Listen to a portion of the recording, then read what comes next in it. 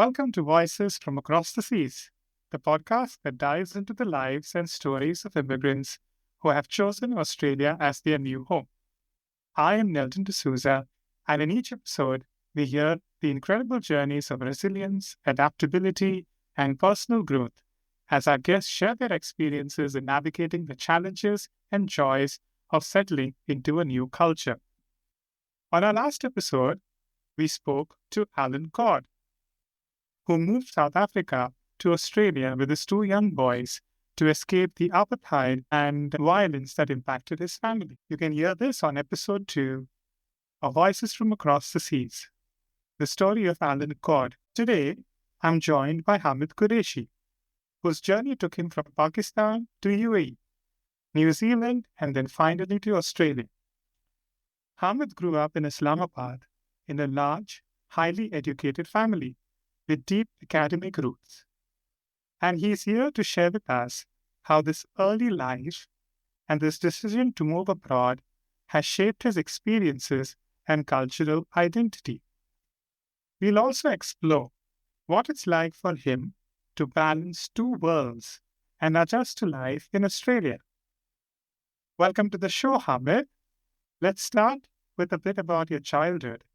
What was it like growing up in Islamabad in the 1980s? Thanks, Nelton. Thanks for having me on this show. I think this is a really important initiative to bring those voices of these immigrants. So I think in 80s, the Islamabad of 80s was quite different from what it looks like now. So it's quite developed now. A lot of infrastructure and lots of concrete jungle has sprung up. The 1980s, Islamabad was really green, very laid back. The technological advancements hadn't happened yet. So we were on that verge of, being that generation which still has some access to technology, but we were still very outgoing, still doing outdoor activities, playing cricket and hanging around. So it was quite different from the era of today.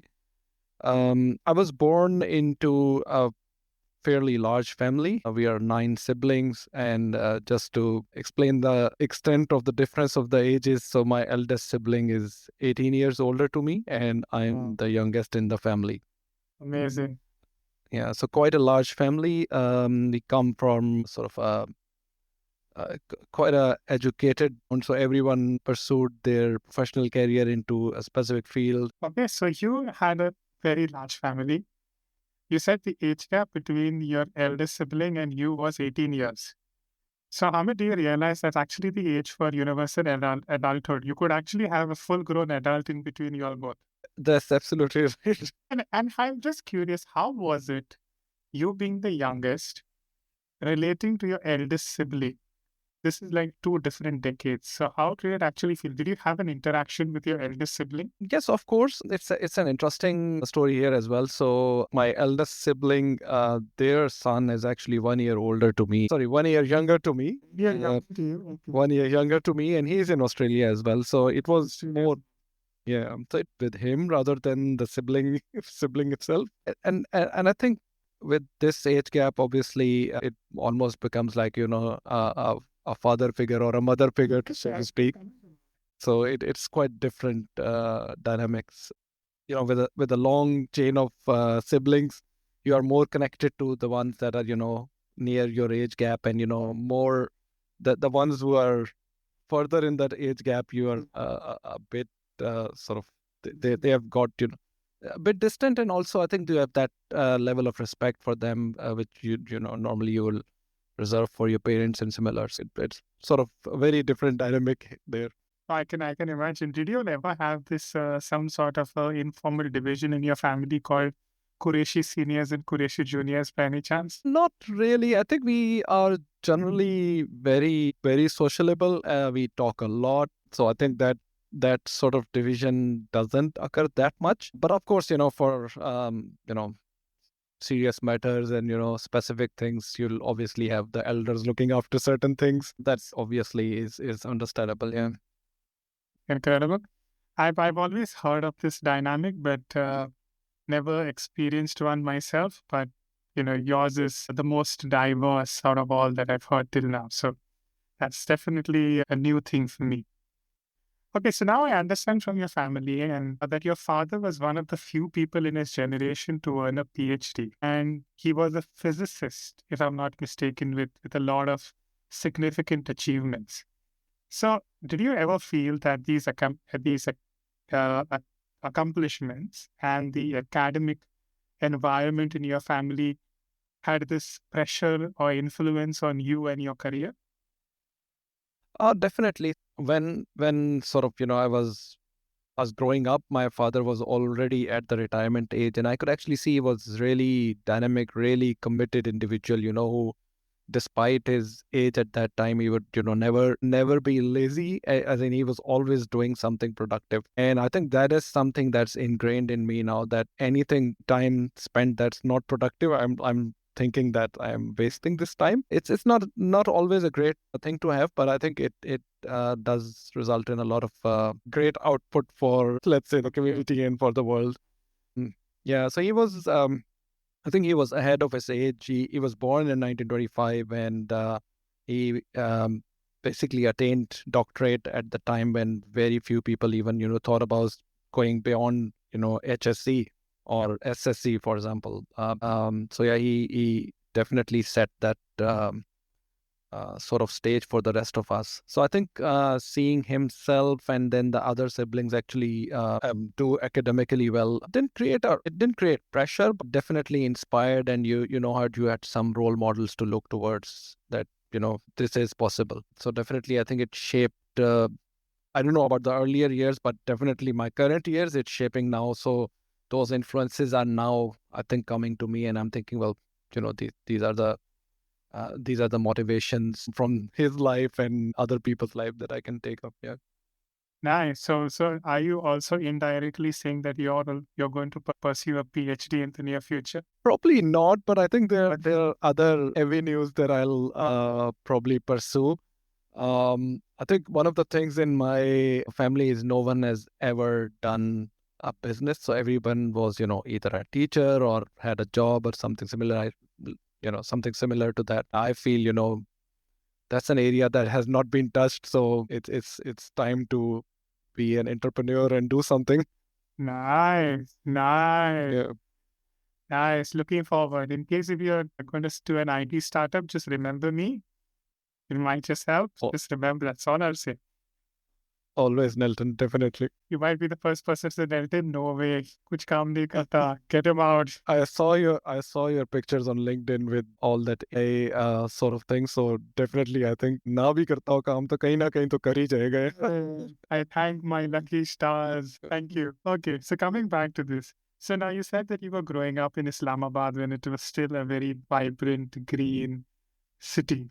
A lot of hustle bustle, and I can imagine that very similar to most of the cities in South Asia. While you were growing there with this family dynamic in the golden era of say the 90s when technology was just making its annual and we had these new toys to play. Did you have any favorite memories in from your childhood? Be it the family gatherings, local experiences that are still very close to you?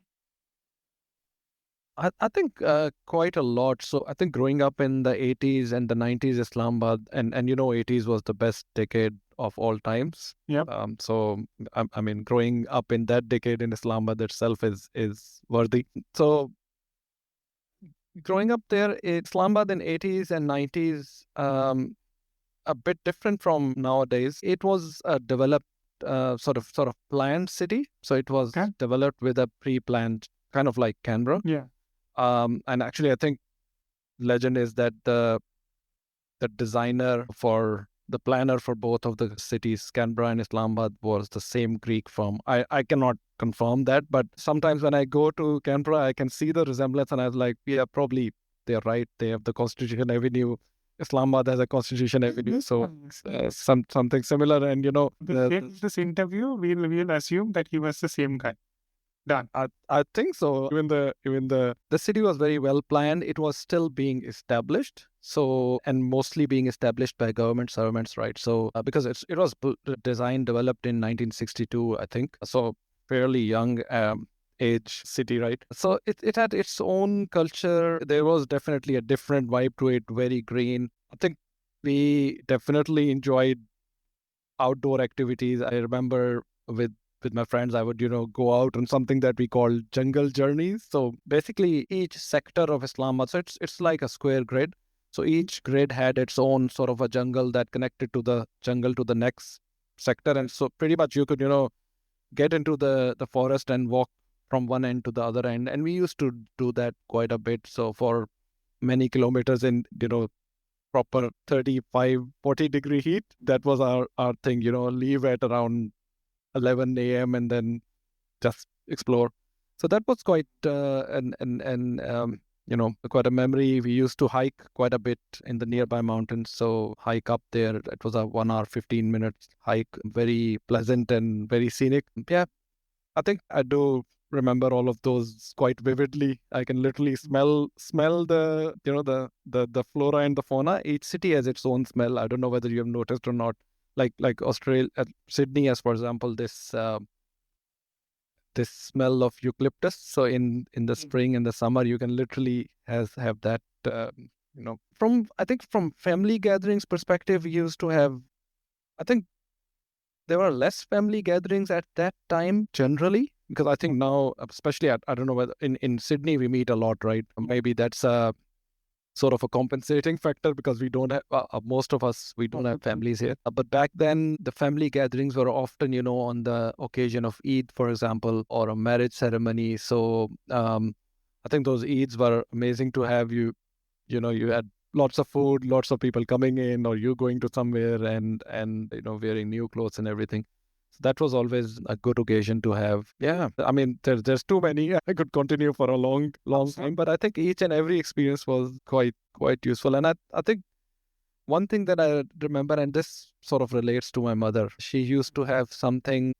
She used to cook something called सूजी के टुकड़े. आपने भी खाए होंगे, cutting those सूजी के टुकड़ाs outside in the garden. So it's a very vivid memory because I think this connects me to the house, the environment, the school, and my mother. So sort of it's a single memory with too many interactions, too many connections. Very nice. You're tempting me to even have a suji ke tukde, Hamid.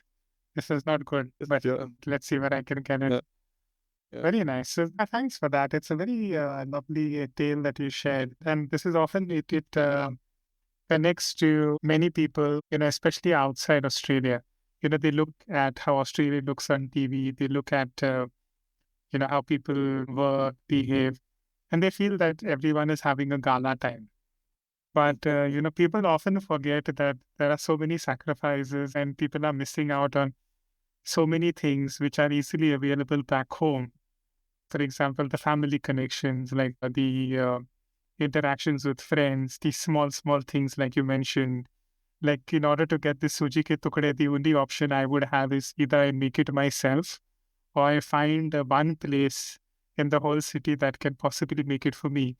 And if I go to that place, I would have to really spend a lot of money because in a foreign country, I'm trying to eat foreign food. So, these small things, I think people miss out. So it's a reminder that we are so blessed to the simple things, but you only unfortunately realize that much later. Yeah, definitely. I think it's the classic case of classic case of grass is greener on the other side. Sometimes it is greener, but I think there's always some parts that are greener on the other side that you're left behind.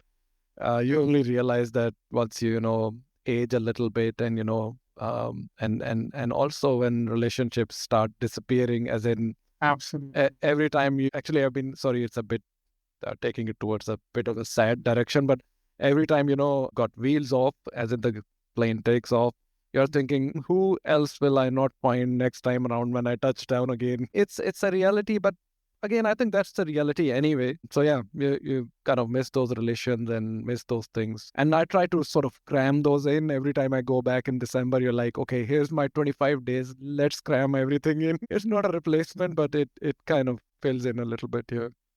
Yeah. At the end, we are largely playing catch up. That's right. Yeah, very true. Very true. Catch up is easier said than done. There's only so much we can possibly do. But yeah, you've struck the right chord. Yeah. Okay. Well, continuing on those happy notes. So you grew up in a fantastic era. You had these lovely family gatherings, experiences, which you still hold dear. Did you have any hobby, be it cricket, anything of that sort? Were you a very sports kind of a person? What would the young Hamid do when he was by himself? That's a great question. So, I didn't pick up sports until grade 8, which is actually kind of quite late for, I mean, generally I would see people playing cricket and all that from a fairly young age. So grade 8 means I was like 13, 14 years old when I picked it up. But I took an immediate liking for it. And, there was a lot of gully cricket, as you would know. So you would, 5 o'clock to 8 p.m. in the evening. In summers, of course, there's like 3, 4 hours of cricket in the gully. And yeah, so you would play there, and you'll often get banished from one place because you broke the glass for Correct. one of the uncles, and they would like, don't play here anymore, and then you would move 100 meters down the street and play there, and so on. Yeah, so definitely I think that that was one of the things. I mean, it's still with me. I still sneak in cricket here and there whenever I can. I sometimes play with this last man stands, which is like social cricket, and I recently joined a club here as well for some sort of casual cricket, part-time cricket if possible. So yeah, that was, I think it keeps you refreshed. The other hobby that I had was modeling aircraft. So I don't know why and how I picked it up. I remember our house was actually directly underneath the pathway of 23rd March parade. So there was a military parade that happened in March, and they practiced right over our house, and the military vehicles will roll pretty much like 600 meters from our house. So I could just walk across the jungle and see them. So I think that's where I picked up the interest. And I think round about that time, the first Gulf War happened as well. There was this Times magazine which had the aircraft pictures from the both sides, so Russian aircrafts and US aircrafts and military vehicles and so on. I think I already had picked up the plasticine based modeling. That's when I basically made all of those aircrafts using that clay. So I think at the peak of it, I probably had 100 aircraft airbase, each of them unique aircraft. I actually need to find out where I stored them because they should be somewhere in my ancestral home. Yeah, so that was quite interesting hobby. Kept me occupied for a while. That's so fascinating. I never thought that you would have such kind of a hobby. And it's so fascinating that our colleagues, we look at them in one light, and it's only when we have these very personal, intimate kind of conversations we realize there are so many other layers to that person. So I would have never thought that you would be doing like aircraft modeling, which is such a very unique hobby. Absolutely, yeah. So what I know that you mentioned that regarding the military parade, you mentioned the Gulf War, but did you also like planes? Did you also have this fascination for aviation and everything that got you more tuned into how planes look? What was it about planes that got you into modeling? Yeah, so I can actually now recall where I picked it up. So one of our head of state, actually, he passed away in an air crash, right? And his funeral was actually, I remember, there were like, that was 87. And there were like tens of helicopters flying overhead. And that's when I was like 7, 8 years old. And that's what caught my attention, like, that fascination with aircrafts. So it started building from that time, I believe. Yeah, so I had great interest in aviation. Just like everyone else in the subcontinent, I wanted to be a fighter pilot up until HSC. Until then, suddenly it just fizzled out. It just boom, bust, it just went away. But I still have a lot of interest in aviation, so I'll never miss a chance to go to an air show. I've been to the Avalon one once. I usually go to the ones in the Wings over Illawarra that happens in Sydney. I think there's one happening in Hunter in February, so I'm planning to go there, hopefully. Yeah. So definitely an avid fan still. And I think the best that I saw was actually a air show of World War One aircrafts, would you believe, in New Zealand. In New Zealand? In New Zealand. And I think that's the best air show because you don't see those aircraft fly ever. And they are literally like kites in the sky. I'm not joking. So they will just drift as the air comes, they will drift from here to there because they are so light. So it's fascinating watching them. I don't know how they flew those things and how they actually survived in them. And these guys actually staged a dog fight as well. So what was the dog fight? There is actually a guy with a revolver aiming at the other guy in the other team. And like, yeah, so it was like, how does this work? But that was what it was. It's really, really amazing. Really amazing. Obviously, all of that was staged, but that was really fascinating so to see, basically. Yeah. So, yeah. Yeah, that's really fascinating.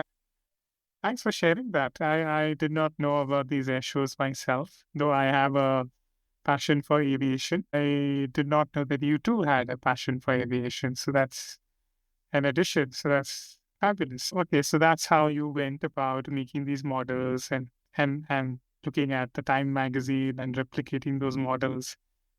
See, you are beyond your years yourself, so Hamid. So I don't think you should ever think that you are lagging anywhere behind. I don't think so anyone would have that talent to look at just a picture and make something in real and still have like about 100 of those. So, very kudos to you. Incredible. Yeah, I think I must add on that. So, whatever your passion is, I think you must follow. And I did say in our informal chat before the podcast that cricket won't come up, but somebody shared his name is Jaiswal, right? The Indian. Yeah, just one, yes. Jaiswal, and I was just glimpsing through his story that he, lived in a tent and sold pani puri and, just didn't give up his passion. And you can see where he is. And I was like, this is basically what is needed. So everything aside, everything is, continuing on. But what your passion is, that still maybe doesn't take the front seat, but it is in parallel running there, right? So I think you have to be really, really passionate about those things and make sure that you don't lose sight of them ever. I think that definitely helps any individual. So, just be crazy about it, and I'm sure you'll get there with that thing, whatever you're crazy about. Absolutely, absolutely. Jaiswal himself, that's a very fascinating story. So, right, like you rightly said, he came to Bombay with a dream and see how far he is dominating all the big grounds in the world. So that's incredible. And now, since you also touched upon it, that you should not give up your dream. So I'm sure we are very soon, maybe not immediately, but in the years to come, we'll see Dr. Qureshi who's selling aeroplanes. So he does justice to his dream of an entrepreneur and aviation as well. And a PhD. Okay, you have given me too many targets. Yeah, I don't know. But that's the thing, right? So you never know. This guy was a motivation for some of the work that I've done. Like when I came into Australia, I was with an organization that did data warehousing, and I was training myself up in AWS, and this guy's course was there. It was probably one of the only courses, really well done on one of those learning platforms. And his story was that he was property agent back in 2008 in US. And if you remember what happened in 2008, financial meltdown. So, and it hit the property most, right? So he no longer had work. So guess where he moved into? Cloud computing. Okay, who would have thought a property agent moving into cloud computing? Then he basically found this gap that, there is this gap of there's no courses available on this. People want to learn, but there's no material. So he created that. Then on back of that, he created a company which we know as Cloud Guru. And that company, I believe, sold for, I think, either $2.2 billion or something like that from 2015 to 2022. So in 7 years. And so there are literally no limits, right? You got to pick up, be passionate about it, and run with it. So yeah, I take that story as a motivation, definitely. So yeah, maybe Qureshi Airplanes, I don't know, but Oh, wow. If you ever start Qureshi Airlines, I'll book the first ticket. yeah, no, definitely not the airline, but some development, maybe something. In that space. Or maybe you can model your own aircraft. How about that? Yeah, something like that. I have no skills on that front though. But yeah, I mean, modeling in clay is one thing, and the real thing is real thing. But yeah, well, I'm sure if you put your mind to it, that will also bridge you definitely across. Definitely, and I think, sorry, I know we have gone on a long tangent on this topic. I think this is the most important part, right? So actually believing that you can do it and putting your mind to it and actually having a large enough goal. It's a very cliche thing. They say aim for the stars so that if you miss, you at least get to the moon or something like that. I might be mixing it up, but the idea is, I think if you don't aim for large enough, you'll actually not even get to the smaller goal. So you have to have a bigger vision and target for that, and then just see what happens. Absolutely, absolutely. So just coming back to this podcast. Now, you mentioned your growing up years in Islamabad. You mentioned your family dynamics. You mentioned your love for airplane modeling, etc., etc. I just wanted to touch a little bit upon cricket since you mentioned gully cricket. I think many people don't know that while playing at the international level is so difficult, playing gully cricket needs a very different set of skills. While you were playing gully cricket and growing up in that era, I'm sure around that same time, Pakistan had its golden era in the cricket scenes from, if I'm not mistaken, Melbourne Cricket Ground. Imran Khan, catching the last catch and winning the finals against England, becoming the dominant force in world cricket. What were the scenes like in Islamabad at that time? Did it inspire children like you to become the next Imran Khan? I think it definitely did. I did mention earlier in the podcast, I think I was around 13 when I picked up cricket, 13 Yep. or 14. And this actually, I was just thinking about that coincides with 92 or 93. So you can imagine, that's a direct correlation there. So definitely, I think there was a lot of inspiration from there for pretty much everyone. I think the scenes at that time when, I saw this on TV, the match, the final match, and I had no idea what is going on. The only thing I knew at the end was we won, and that's it. And it was quite, motivational for me. I remembered that for quite a long time. So yeah, it did, I think, motivate a lot of people. It obviously helped Imran Khan, the captain at that time, to sort of, he wanted to build a cancer hospital, and that helped him actually drive the donation drive for that cancer hospital as well. Yeah, so I think there was a multifaceted impact of that victory. Wow. Yeah.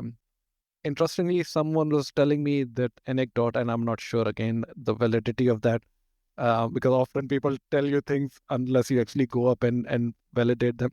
But at that time, I think Pakistan was world champion in 4 different sports. So cricket, probably squash, of course. I think snooker. There was this guy called Mohammad Yusuf, and the 4th one might have been hockey. I'm not sure. So there was quite a few. A moment of pride for everyone, at that time.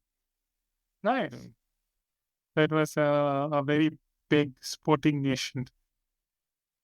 Definitely, yes. Nice. Very good. And then, yeah, the World Cup, the Cricket World Cup would have been just another feather in the hat. Nice. Yes, at that time. And I think I see, I don't know if the times probably have changed with all the devices and everything. Back then, the grounds were full all the time. So literally in a single ground, probably 6 or 7 matches would have been going on. So if there's going on 7 matches, to probably 70 people on the ground fielding for different teams, and everybody knew who was where and so on. And I'm talking about a fairly large ground. But still, it was a lot of activity. Grounds are full and quite a focus on cricket, especially, I think. Nice. Nice to hear. Okay, so let's now talk about your decision to move abroad. Now, you mentioned that things in Pakistan, the environment, especially around 2008, had a big impact on you. What was it about that time that made you consider leaving? And how did it feel to make that decision, especially since you were so much attached to the city, to the country, to the culture? You had a large family. And what was your family's reaction to your decision? Yeah, it's never an easy decision, I think. I think some of the things that might have pushed that decision was the sort of the political and the sort of the security situation across Pakistan at that time. So there was a lot of subversive activities, terrorism, and things like that happening. on a fairly regular basis. So that obviously unsettles you quite a bit. Um, yeah, so I think that was probably one of the driving forces around that. Although even probably 2 to 3 years ago, I had resisted the temptation to go to the US. A bunch of my friends left, from the organization that I was working with. So I was like, nah, I'm here. But that changed around that 2008, 2009 time frame. Yeah, so, and I think at that time, few of my friends also sort of started that journey. So maybe add that and as another factor, which sort of pushed me towards that. I think the family's reaction was quite all right, I would think. Maybe in hindsight, maybe not that much. Okay. Um, I mean, my mother was like, "Yeah, you should definitely go. There's um, a better future there," and she was quite positive about it. It was only years later, and when I say years, that's like 20, 2011. So something like maybe a couple of years ago. So 10 years later, I found out that, obviously behind the scenes, she didn't want me to go. so, Yep. so she had gone to she was meeting my mother-in-law, and she was like asking her, why don't you stop your daughter? She's your only daughter. So why aren't you stopping her to go? And I only realized when someone told me this story, I was like, "Oh, that was actually stopping all of us." And she never actually directly said it to me that I don't want you to go. So yeah, that's mothers for you, I think. They will always sacrifice themselves. And I think otherwise it was generally well taken. Yeah, I think people were positive about it that, go. I think given that a few of my family members were already abroad in other countries, that probably would have helped. Yeah. Okay. So, what was your wife's reaction to your decision with respect to moving? I think quite similar. I think especially I must say that when you're younger, I think things actually move at a really fast pace. You don't actually consider all of the things about the decision. So, you're a young couple, two kids, you're like, yeah, let's go. Let's see what does it, how do we do there, what it looks like and so on. So it wasn't I think sometimes those decisions become a bit impulsive as well. So you don't consider every aspect. So it was like, yeah, let's do it.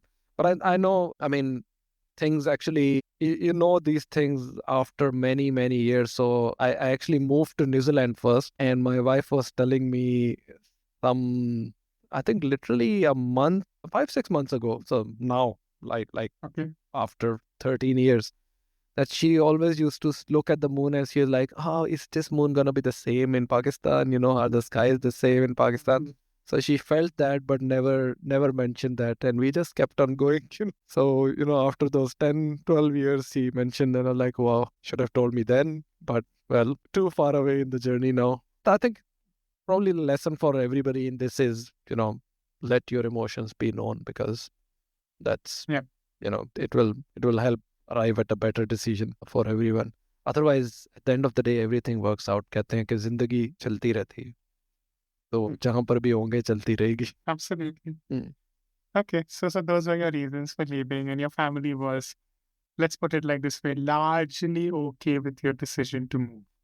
Yeah, that's Largely. yeah. Okay. So now, after you've decided to move, your journey to Australia was not direct. You went from Pakistan to the UAE, UAE to New Zealand, New Zealand to Australia. Now, I'm curious, why such a long path? Number one.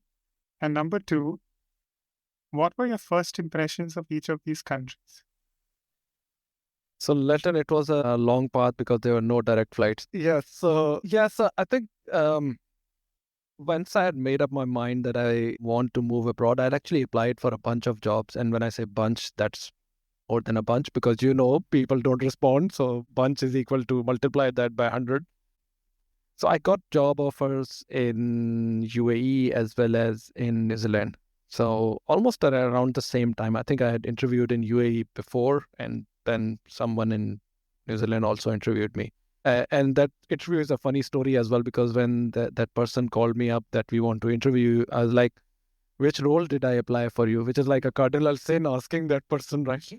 And they were kind enough to say, we are interviewing you for Microsoft SQL Server Specialist. I was like, I have the certification, but I haven't really worked in it. I don't want to waste your time and my time. And they were like, no, I think you have got skills that we probably could make use of.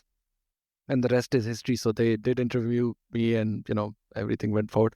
But coming back, so UAE at the same time I had that job offer. So I thought, I was like, while this New Zealand offer sort of processes, I'll move to UAE, and if this doesn't come through, I'll always have UAE anyway. But it came through relatively fast, right? Literally in a month. So I had the work permit and everything. So I stayed in UAE for, I think, from October, November, December, 3-4 months, and then moved to New Zealand. So that's the background to the story. And I think often, people ask, do you regret this or do you regret that, and so on. I think all of these things are part of your journey, as in this is how your journey was meant to be, and that's exactly how you would arrive at a destination. So that's how it was supposed to be. Yeah. Okay, fabulous. So you were in New Zealand. Now, just curious, what prompted you to move from New Zealand to Australia? So there are, I think, a couple of things, and again, a bit of history. So while applying for the jobs in New Zealand, I had already applied for the permanent residence in Australia. So, you're trying your options, and you're like, okay. So I've applied for permanent residence in Australia, and at that time, they took a long time to process it. And when I say long, that was long. It was like 2 years, 3 months, roundabout. So yeah, there was a bit of a backlog, as always happens here. So there's always a backlog on something. Um, so that was one of the reasons around that time frame. This permanent residency got approved. I think it was probably August of 20, well, probably 2013, I think. Yeah, so that's the time when it got approved. The other thing was, I think, so at that time we were in Wellington, the windy Wellington, and there weren't many Islamic schools there, and we wanted to basically have the kids go to an Islamic school. And you can see, when you're living in the West, I think there's one apprehension, that हमारा बच्चा कम से कम हमारी values के साथ रहे, so the kid stay attached to your values. So that was one of the motivation behind that. So we moved to Australia because I think there were a lot more options here. I think New Zealand only had one school in Auckland at that time, although they had a great school system. So I think probably the kids would have done well anyway. But again, as I said, that's our journey. So that's how it was meant to be. And I'm sure, especially for parents, right? Especially from the subcontinent or from Asia largely, who have a culture that they hold very dear. They don't want to see their children grow up with a different culture, because it would be like, you're my child, but I feel you're a stranger. Yes, absolutely. And I think when you especially go to a different country, which is different culture, I think the identity crisis kicks in at some point. Yeah. So I think that also sort of motivates you to stay attached to that identity. And I think it's a good thing. I especially like this thing about Australia, that they actually promote that you stick with your identity and blend in into the community, right? So bit of both. So, no one is asking you to, be like everyone else, which is quite nice. Yeah, it's good to be different. I'll steal that tagline from Aldi, but it's good different. Yeah. It's good different. Yes, absolutely. Okay, so now you've been to each of these countries, so UAE, New Zealand, then to Australia. Each of these countries, maybe if you can just tell us in short your first impressions and how did they compare to life in Pakistan? So I think UAE was first time outside of Pakistan, at least as a family, living somewhere. So the experience was quite different, you're living independently and all these malls and everything. So it was like, just go shopping and do this and do that. So a lot of eating and all that sort of roaming around. I think the city, so we were in Dubai and I incidentally was working in Abu Dhabi. So not a pleasant experience, at least from a work perspective, because nobody wants to do a 1 hour, 45 minutes commute one way in the morning and do that in return as well. So from work perspective, I did not really like it. And you would argue, why didn't you live in Abu Dhabi? And that's another story. But yeah, so from work perspective, it was a bit, uh, bit disappointing, primarily due to the commute. The life otherwise there was, I think, a bit, now I would call it artificial. You were limited to malls and similar. Yeah, it was different. Yeah. But then, going into New Zealand, and it was quite a journey getting there. But I think the first thing that you notice, especially about Wellington, is how windy it is. And coming into land is not a is a pretty scary experience. But the first thing you notice getting out of the plane is the air itself. It is extremely clean, as in really, really clean. And I think later in New Zealand, someone mentioned they didn't like Sydney air, and I was like, what are you talking about? Until I landed in Sydney, I was like, it is a bit different actually, because the Kiwi air was really cold and very, very fresh, very clean. I think it's a beautiful city itself. The people were amazing, so very soft. I think coming from Pakistan, we are soft people as well, but these are really, really, really kind people.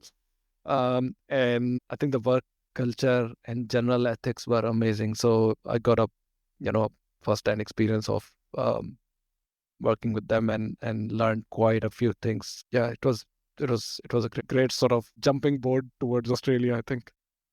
Nice. So now, like you said, you used New Zealand sort of like a buffer before coming to Australia. Were there any cultural adjustments that you made while living there that helped you prepare for life in Australia? Yeah, I think some of the adjustments happened over time, but I think generally what I've seen is people in these countries, and I think probably elsewhere in the West as well, are more direct. And so the communication is direct. They're more open. People admit mistakes, especially in the professional world. So it makes things easier. There's this sort of culture of being active. The things that I think now I'm fully used to was, those early dinners. I remember one day so the place that I was renting had lemon tree, and there were like truckloads of lemon. I thought, okay, maybe I should take them off and give them to the landlord. They lived like 5 minutes away from me. So I put them in my vehicle, drove to their house 6 p.m., rang the doorbell, and the guy was offended. He was like, we are having dinner. I was like, what? Dinner at 6 p.m.? What do you mean? And I was like, I'm bringing lemons for you, and you're offended. But I realized that was a way of life. You start early, you end early, and and I can see that actually is a much better way to structure your day. So I think that change didn't happen for me there, but it obviously slowly happened over time when I arrived here. The people there were, I think, a lot softer than the Aussies as well. Okay. So when I actually landed here, I was like, why are these guys rude? I think that was just in comparison with the Kiwis. They're really soft spoken. But yeah, so it set me up for, I think, that cultural adjustment already happened there. So when I arrived there, it wasn't much difference. Same, just Marmite got changed with Vegemite. To be honest, I don't eat either of them, but I know they are two different things. Yeah, they are two different things. Yeah, when I came here, I remember everyone spoke about Vegemite, and the question was, Nelton, have you ever tried Vegemite? And I couldn't understand what the fuss was about Vegemite till one day I tried it. So now, for people who don't know, Vegemite is a very touchy subject in this part of the world. Yeah. You can either love Vegemite or hate Vegemite. There is nothing in between. I clearly have established after multiple attempts, I hate Vegemite because I can either have it plain, either have it from the bottle, either have it straight up on a piece of bread, neither have it with butter and Vegemite on a piece of bread. I just can't have it. It is too much for me. I have established I'm on the other side. No offense, but that's how it is. I actually love it. I mean, I loved it when my daughter took the first bite and made that face. I loved it. Yeah, I wouldn't eat it. Personally, you wouldn't eat it, but okay, fine, okay. But I like people trying it for the first time and then seeing their face actually change a little bit. Okay, I give you that. So Yeah. maybe to those people who are listening to the show, if you ever get a chance, give Vegemite a try. It's an experience. That's all I'll say. Okay, so that's Fulvio's journey of settling into Australia. Fabulous. And you came directly to Sydney, if I am not mistaken? Yeah, I came to Sydney, so I lived in Balcombe Hills. So a friend of mine was already here, so I stayed with him for a little bit, and then basically rented nearby. I think I lived there for 5 odd years before moving to another suburb. Okay. Yeah. So now I know, especially in the news, Australia is known for its beaches. Australia is known for its kangaroos. And Australia is known for finding certain creatures and wildlife which you will never find in any other part of the world. Did you ever experience or see any of those threatening spiders or lizards that they show in the most scariest of episodes on TV? I definitely did. So Balcombe Hills is a quite a leafy suburb, and we were in a townhouse which was surrounded by trees. So I think the non-scary ones, there was a possum that lived in the roof, and it would, jump down, and you could hear its bang right in the middle of the night.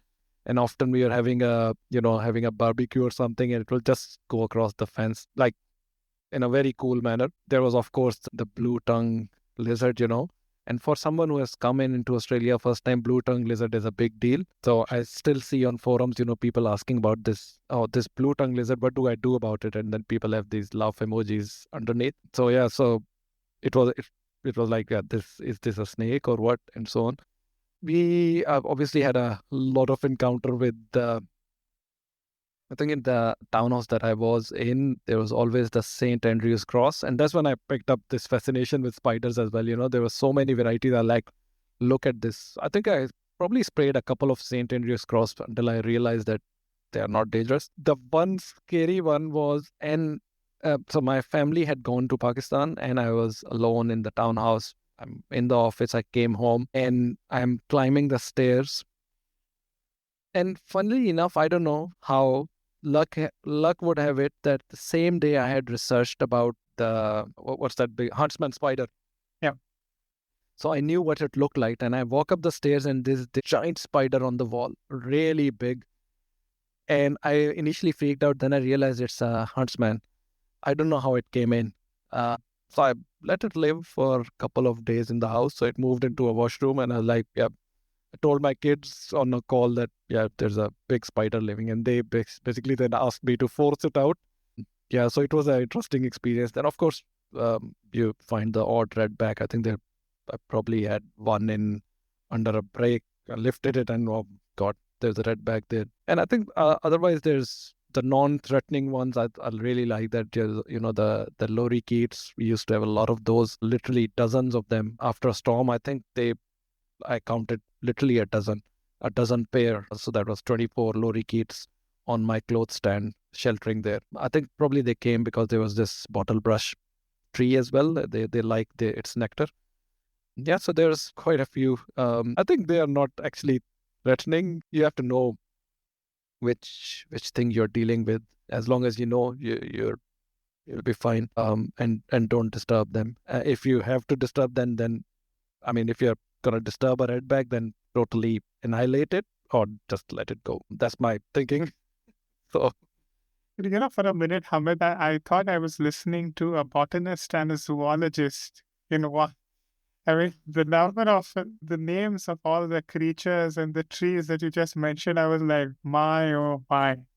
That's a lesson in botany and zoology. Incredible. no, I think that especially from the zoology front, I owe it to my wife. She had this interest in gardening from where I picked it up. So I started learning all of those things. Well, the insects, obviously, you cannot not know insects in Australia. You got to know. At least you should be able to tell the doctor or the nurse, what bit you. Wow, incredible. Incredible. Fascinating. I would just say a spider bit me. But you would be like, no, it was a huntsman spider. Amazing. Amazing. Okay, so you earlier mentioned that you found people in Sydney or largely in Australia a little bit more straightforward compared to people in New Zealand, people across the ditch, so as to say. How did you get accustomed to the way of communication here in Australia? The lifestyle, the culture, any things that helped you along the way? I think the number one thing is be authentic, be truthful. I think that will get you out of most situations if, professionally, if you have messed up. So I think that's the key thing. I think people being direct here actually is a great thing. I think we might find it offensive, especially coming from the subcontinent, because, we are very, very indirect people. Even if we are, being upset at someone, we'll go a roundabout way to actually tell them that you're upset. So I think being direct helps generally. So you exactly know what is on the person's mind and what they're saying. But yeah, I kind of like it. And in the professional setting as well, sometimes, in meetings, you're like, oh, these two guys are probably never going to speak to each other again. The way they are having a go at each other in this meeting, and 5 minutes later, they are having a coffee together because that was a professional debate and that's what they are paid to. So they're debating that decision to their, with their full intent. And after that, it is what it is. So I really like that, I think, because in the part of the world we come from, I think after such a debate, probably there will be heads rolling. Yeah. And you wouldn't be seeing the other person eye to eye. Yeah. And I think the other thing that I really love about this place, and I didn't experience that as much in New Zealand, but here, I think the boundary between seniority and, I don't know, juniority is a word or not, but let's make that up. So seniority and juniority is a much more blurred line. So I find that a really good thing. So as a pretty senior resource, I have sometime reported to a person, a scrum master, who is like just 4 years into their role, and I'm reporting to them and telling them, what did I do today? And what I'm aiming to do next, and he's questioning me and so on. And I'm thinking, well, this sort of thing would be pretty unheard of back in our countries, right, where that hierarchy is so important, the social hierarchy as well as the professional hierarchy. But I think this really helps because that sort of makes everyone grow together, keeps everyone in check as well. I think it's a great thing to have. I don't know whether I'm making this up. That's just my observation, or whether you have observed that as well. Like you said, everyone's journey is very unique, and this is your perception of what life has thrown at you. And I do agree that here the lines are very blurred. You can be pretty senior, but reporting to someone fairly junior. And that is out of respect that you are here to do a job. That person is also here to do a job. And, you can only get about doing your respective jobs if you collaborate and coordinate on these specific things. It doesn't matter how far you are in that space. It matters that as a team, you have to just trust the other person, respect the other person, and bring your professional self out, which I think is very important. It is, and I think, sorry to interrupt. I think it is very important if you look at, I had this interest in maritime disasters some time back, and I was reading this book where this admiral who was about to retire, he was to do a maneuver of 4 ships in a specific style, right? And he started that maneuver. That was his departing gesture, right? And this is back in 60s or even before. I think it's a British fleet story, if I'm not mistaken. So he started that maneuver, and the other officers on the ship can actually sense that there is collision is imminent, the way these things are going. But nobody spoke up because the admiral had so many laurels under his hat. He had done so many amazing things. They were like, he must have a trick up his sleeve. He would avoid that collision. So everyone is seeing the collision unfold in broad daylight, and no one is actually reacting. Yeah. So I think just because of that awe factor of that person, right? And I think that blurred line actually takes that away, so anyone can challenge anyone. And one of the stories, I'm not going to take names, where we actually kicked the CEO out of a meeting room because we had booked it, and not any CEO, one of the big organization CEO, because we just showed up at the room and like, he booked the room and that his ear wasn't, you know, pleased, but the guy actually was. He just walked out. He's like, "Yes, that's your room," and that was an amazing experience for me as well. Looking at that, like, that's great. And the other thing, obviously, was like, "Don't stop our funding, please." While we do that, and we show you how professional we are, don't look it the wrong way. Just keep us on this project. Keep us on this project. But it was a great, I think, great to see that unfold. That he wasn't fussed about that. I'm something. I went with the rules. Yeah, absolutely.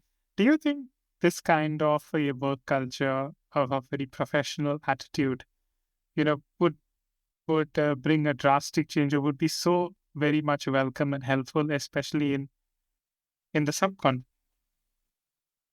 I think so. I think, and here's the flip side, right? So there's always a flip side to everything. Yeah. If we come out of the professional zone, I see actually that respect level not being there as well outside of professional, right? Where it should be.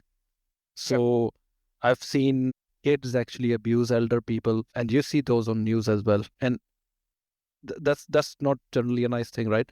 And I think that is the thing that is ingrained in our culture, that you gotta respect the uncle, right? No matter what.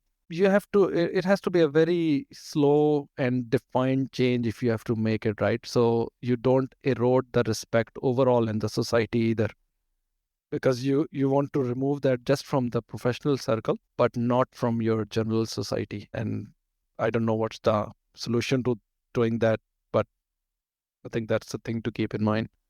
Yeah, I can vouch for what you're saying. I do feel that, there are certain subtleties which, we have come to understand. However, it's very difficult to explain. It's while you differ with someone, you also have the respect for the other person. So you don't try to show the other person who's the boss. I think Yep. that's very important. I think as long as that mutual respect is maintained, having a difference of opinion is not that bad. Yep. However, Absolutely. in the subcontinent, what happens is that the moment we feel that we are right, we kind of throw the respect out of the window. So the other extreme we just choose to is that if I am the boss, I am the boss. Even if I'm wrong, I am the boss. And that often is detrimental more than being constructive. That's what I feel. Absolutely. Totally agreed. Yeah. Okay. From the social side of things, one thing that struck me when I first came here to Australia was that Australians are very individualistic. Their personal time is very, very dear to them. Like if they have to leave at 4 o'clock, they have to leave at 4 o'clock. It's not wait for 5 minutes. No, 4 o'clock dot, they have left. And they have their personal space. Making friends is a big challenge. Getting invited to parties or home gatherings is another story altogether. Because unless and until you are in their inner circle, getting invited would be very, very challenging, no matter how many years you've worked with them. Did you ever feel that kind of difference in the culture compared to the subcontinent again, where making friends is very easy, getting invited over is just a way of a life? Yeah, I think there's definite differences there. When I moved to Australia, I was living in a townhouse complex, and I didn't face that there because luckily the townhouses, they are very, I mean, the people living there very well gelled. I was there this Christmas sort of evening. You'd go there. I regularly used to meet people. While just walking there. So you Yep. got to know them. I think the invited over to the house obviously happens over quite a long period of time. So yes, but I agree with you. Generally, I think outside of that townhouse complex, for example, it's difficult to foster those friendships. Especially I think when you're coming as an immigrant, your only connection to the local community is or the people previously living here is through your professional circle generally, and that is sometimes they are friends, sometimes they're not, right? So it's not always going to work out. Yeah, but I think in comparison to, for example, in Pakistan, the social, everything is social, right? Even the professional is social. Things that I actually miss. Professional is social, yeah. One of the things that I really miss is, you would, and you could think of that as wasting time almost, but I think it was really useful for your mental health and actually made you more productive. You would have a pretty long lunch break, you have a bunch of friends going out, 4 or 5 people, uh, eating and then coming back, or even, those tea breaks where you're having a discussion. And often those were social plus professional. So you're, having a bit of chit chat and solving problems as well. Correct. Works really well, I think. So I'm all for not just simply working your head off, but also, taking some time out and be a bit more social, be a bit more open to that sort of interaction. Yeah. Yeah, definitely it is a challenge, I must say. Yeah. So, I mean, often we are lucky enough now that we come in and we already have some people that we know. So at least they're, people from our own countries, which you can just, go and bug. But if that wasn't the case, it would be pretty difficult here. You're right. Yeah. I'll share my story. So when I came over here, I came by myself. And I found it very, very difficult to have any sort of a conversation with strangers. So much so that I got frustrated and I once went to a social gathering for immigrants. And to my good luck, there was one lady over there who had come to Australia from England about 2 years back. And I asked her dead straight, "You've been here for about 2 years. How long did it take for you to make a friend in Australia?" And she said, "It took me 2 years. Because when I came, everyone was a stranger to me. I found it very difficult to break this individualisms that people have. And it's only after 2 years, I started getting invited. It's like people doing a check on you to make sure that you're happy. You don't need any sort of therapy. You're not going to be an overload. You know what you're doing. Your hobbies align with my hobbies. Everything. We can hang out. You're cool. I'm cool. So there. And that, even though it was very hard for me to swallow, it gave me hope. And so much so that now when people ask me, "Nelton, you've been here so many years, how long did it take you to make friends?" And I'm like, 2 years, because it actually took me 2 years. It's difficult to explain. It's different. And these are the challenges you face. Because again, like I said, in the subcontinent, we have grown up in a place, we have had these relationships. And, through our friends and our families, we are not strangers, even though we may be slightly, but we are not. So we have those human connections. Plus, all of a sudden, you'll be craving for the food, which you will not get. So, there are so many things you're missing and then you want and you're trying to fit in. And the last thing that you at least want is a friend whom you can just speak to and at least have a good time. Yeah. And if you're by yourself, you're like, oh my God, it's difficult. Yeah. Yeah. Go on. Yeah. No, you're spot on. I think and I'll tell you a couple of stories there. So I think from the sort of that friendship and hospitality perspective, a couple of years back when I visited Pakistan, my sister wanted to see this particular house from the inside. So this was back near our village. It was a grand mansion. He said, I want to see it. So he literally just drove in, rang the bell, and we're here to see. They entertained us. They, brought out kebabs and tea and juices for us. We sat there for 2.5 hours, just chit-chatting. It was just unreal. So, I mean, it doesn't happen everywhere, but I think that's the sort of thing. But I think we shouldn't take anything away from the local culture as well, because I think you just have to be at the right place. Yeah. They're very friendly bunch, and if you do interact, you will actually create those friendships. It's at a different level, of course. So you're not gonna be eating chicken kadai together in their house, but it will be there. Yeah. No, I agree, and not taking anything away from Australians. We have to all understand it's a different culture, but it's a culture that it's a little bit hard on people coming from the subcontinent, but eventually you'll get there. At the end of the day, all of us are humans. We share the same core values. We are all social animals. So it takes time to break the ice, bridge the gap, but eventually we get there. Yeah, absolutely. So now just coming to the last bit of this interview, Hamid. Now, from what I've learned from you, you and your family are well settled here in Australia. I'm curious about your children. So, there's this saying, ABCD. It's actually American born confused desis. Yes, they see. We can apply it to Australian born confused desis.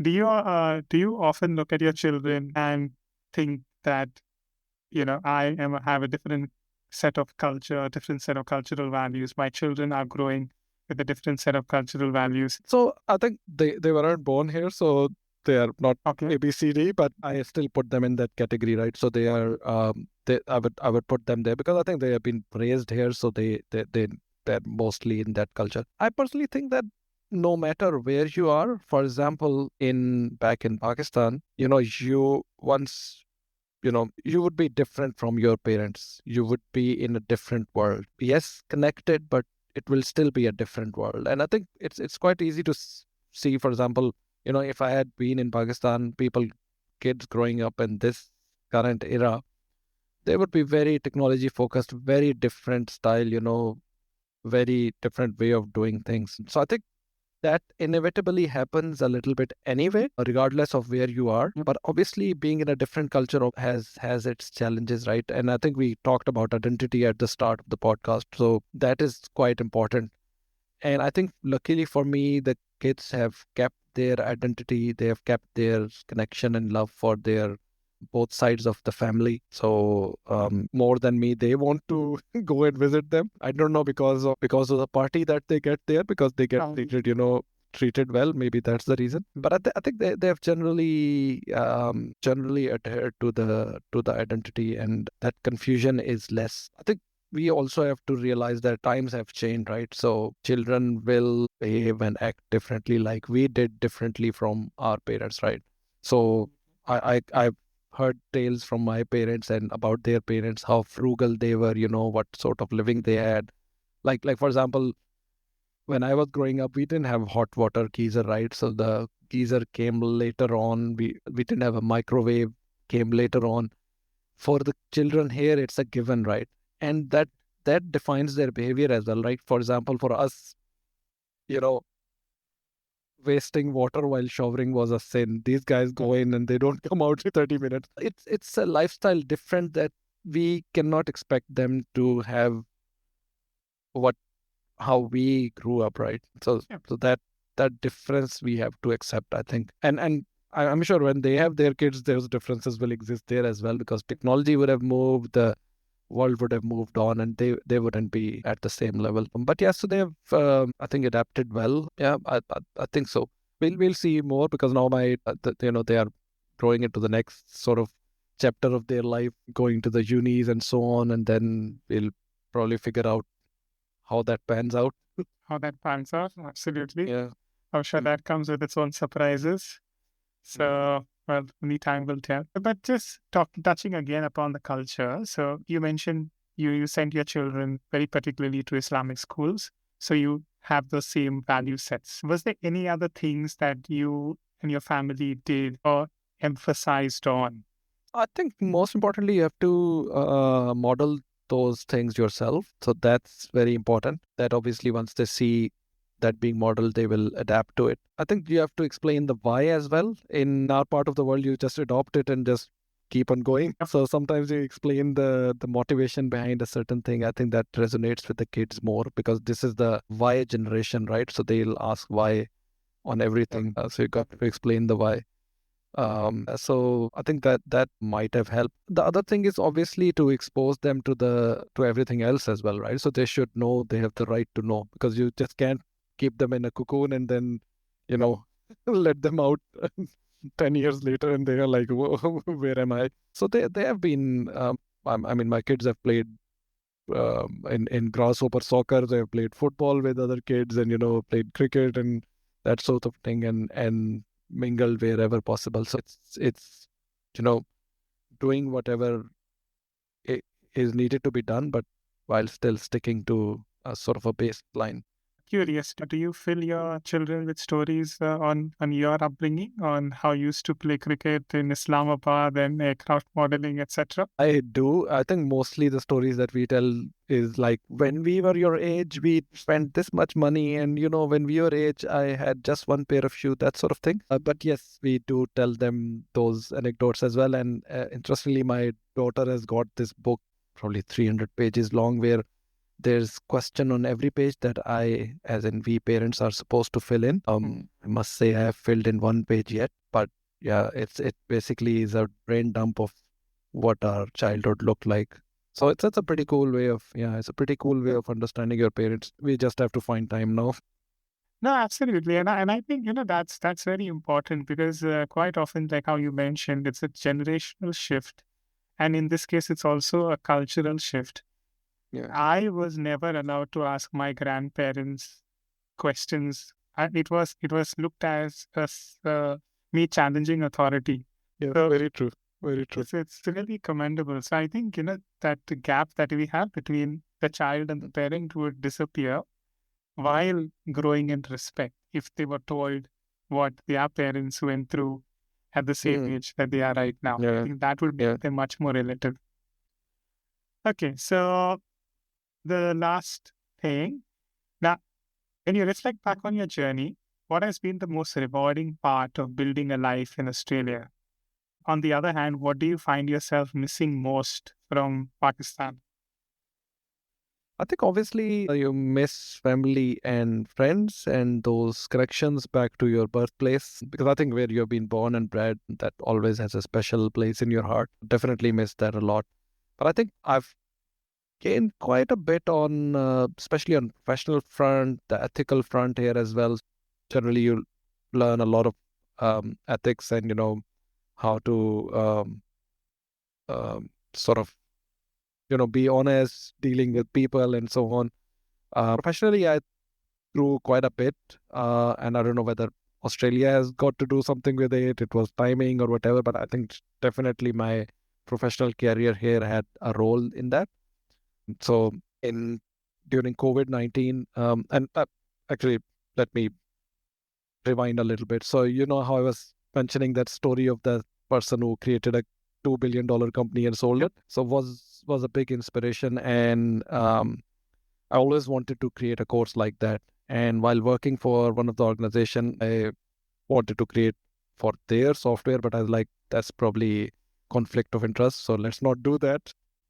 I moved on from there, and my wife actually introduced me to Snowflake. She was working for a consulting firm, and she was like, there's this thing, Snowflake. And I conveniently ignored her until a week later, someone in my workplace mentioned Snowflake. I was like, I have heard this before. So I went back home and like, what was this Snowflake thing? He told me about it, and then I dug in a bit deeper and found out, oh, that's a pretty cool technology. So I was like, how do I learn about it?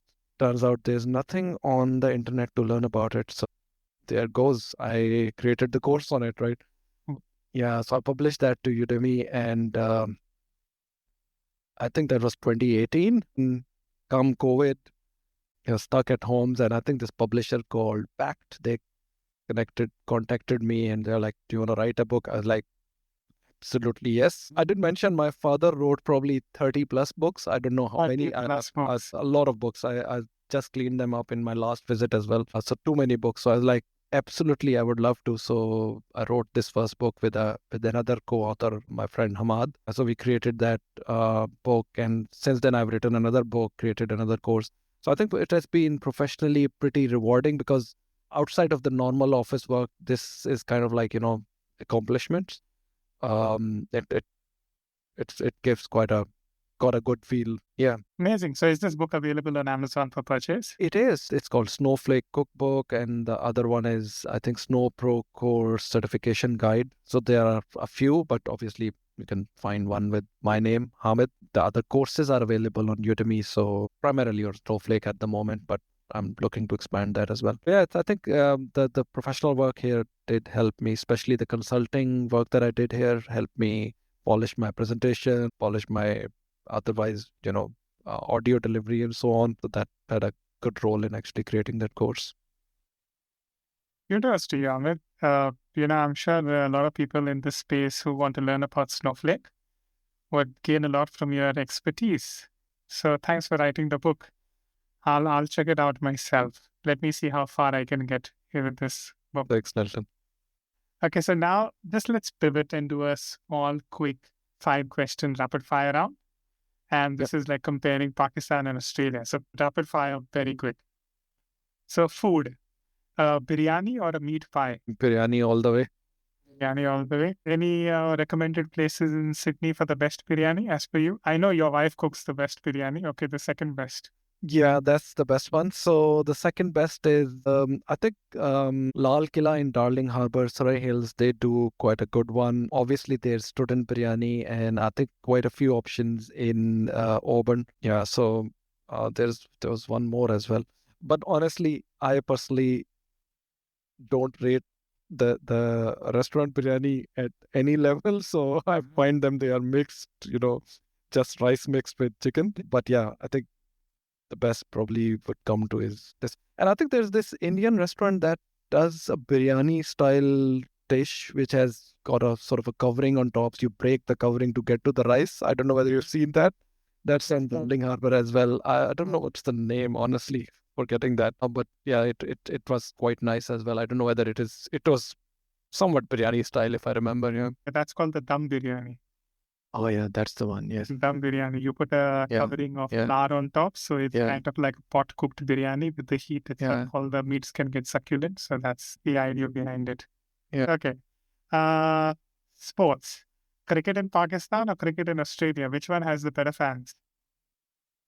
Of course, cricket in Pakistan. In this last game in Sydney, I think 16th of November, there weren't many Australians. I mean, there was no noise on Australian boundaries or, Australian wickets and so on. So like, where are they? True. I'll tell you the incident. I once went to watch the India versus Australia match in Sydney, SCG. The commentator on the mic said, in this entire stadium, I can see 13 Australian shirts. 11 of them are on the field. Yeah, so I think I don't know why the fans are not showing up, but yeah. We don't know. It's a mystery. Okay, nature, the beaches in Australia or the mountains of Pakistan? Mountains of Pakistan. Feast, so Australian barbecue or Pakistani dawat-e-khas? Actually, Pakistani barbecue. So you gotta try the Pakistani barbecue. You gotta try the Pakistani barbecue, then you will forget about the Pakistani dawat as well as the Australian barbecue. So we have had this Pakistani barbecue in different parks. I remember we went to the one park in Dural, I think, Fagan Park, I think, and there literally people were coming to us like, "What are you cooking?" And we actually had them try it out. So it's at a different level.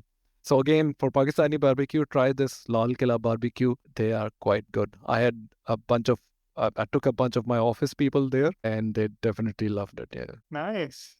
This is proving to be, getting some very valuable food suggestions. Thank you. Definitely. I think you should possibly write a book on that as well, Hamid. I hope you are listening and there's a voucher coming my way as well. We will tag Lal Killa in this episode. Okay, city life. Islamabad's scenic beauty or Sydney's bustling vibe? Islamabad's scenic beauty of the 80s and the 90s, please. And the mountains nearby. I mean, it still has that, but yeah, I think I would prefer that, yeah. Perfect. Okay, done. And now just touching upon something that's very common in the subcontinent. So there is a lot of animosity between India and Pakistan. Have you felt the same animosity in countries outside the subcontinent, like UAE, New Zealand, Australia? I think generally people are quite nice to each other, I think. I mean, I'm playing in a cricket team where we have Indians and Pakistanis playing together and performing equally badly. So maybe that's a common point that's gluing us together. Now, even when we are not, I think it works quite well. But I do find, I think, especially coming to cricket, for example, I find this really odd behavior that, in Pakistan versus another team match, and I've observed that on 3 occasions now in Australia, Indian fans will show up and they will basically taunt the Pakistani fans.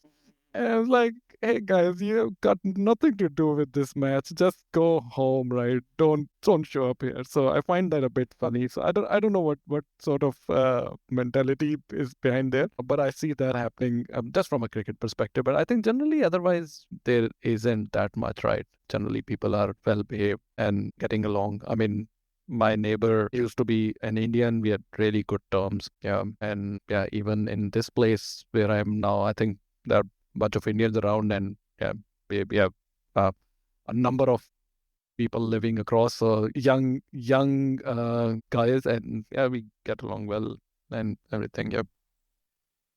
That's good. That's good. I largely feel that these things are politically motivated. At the end of the day, we share the same cultures. So, we should celebrate our culture rather than trying to have this game of mudslinging between us. But Yeah. I hope better sense. On that note, Nilton, do, sort of make sure your team comes for Champions Trophy. See, I am for the Indian cricket team coming for Champions Trophy. I can't understand the issues with the BCCI over here. If Pakistan is the host, respect the host. That is my stand. We'll feed you good biryani, if nothing else. If they don't come, I'll form a second string team and I'll come to Pakistan. You feed me the biryani then. That's fair enough. Okay, so finally, the last question, Hamid. What advice would you give to someone from Pakistan planning to move to Australia?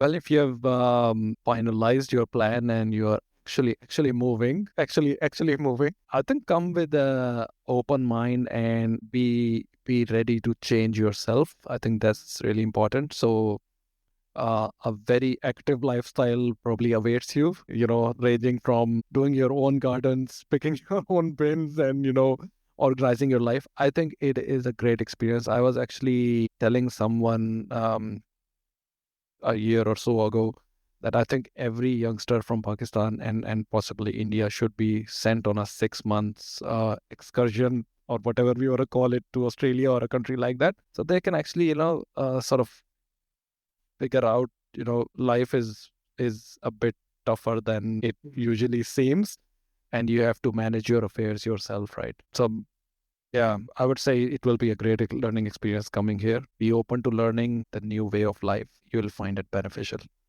So give up some of the old ways. I'm not saying give up your identity, but give up the old ways, learn some new ways. You'll find them beneficial. Nicely put. Nicely put. Very nicely said. And I can't agree more. I think, while being in corners of the world, we often think that we are the best. But I do believe while we travel, we can grow through it and we can learn how far we are, how blessed we are. And there's many things that we can pick up and learn from our fellow human beings, which are invaluable lessons. Very rightly said, Hamid. Well, Hamid, it was a lovely chat with you. You touched upon so many things, and I'm sure everyone listening to this episode would gain a lot of insights as well, and feel enriched. So thank you so much. Thank you for sharing your story with us, your journey growing up in a family of academic excellence in Islamabad to building a life here in Australia, which is quite a journey and inspired. And I do feel it's a testament to the resilience, adaptability, and strength that immigrants bring to their new homes. Thank you. So as one of my favorite quote goes, a journey of 1,000 miles begins with a single step. So your journey, Hamid, is a powerful reminder of the courage it takes to step into the unknown and make a new life while honoring where you come from. So to everyone listening, thank you for joining us on Voices from Across the Seas. If you enjoyed today's conversation, please like, share, and subscribe to our podcast on Spotify or wherever you tune in.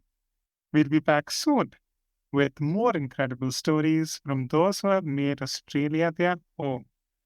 Until then, take care and keep exploring.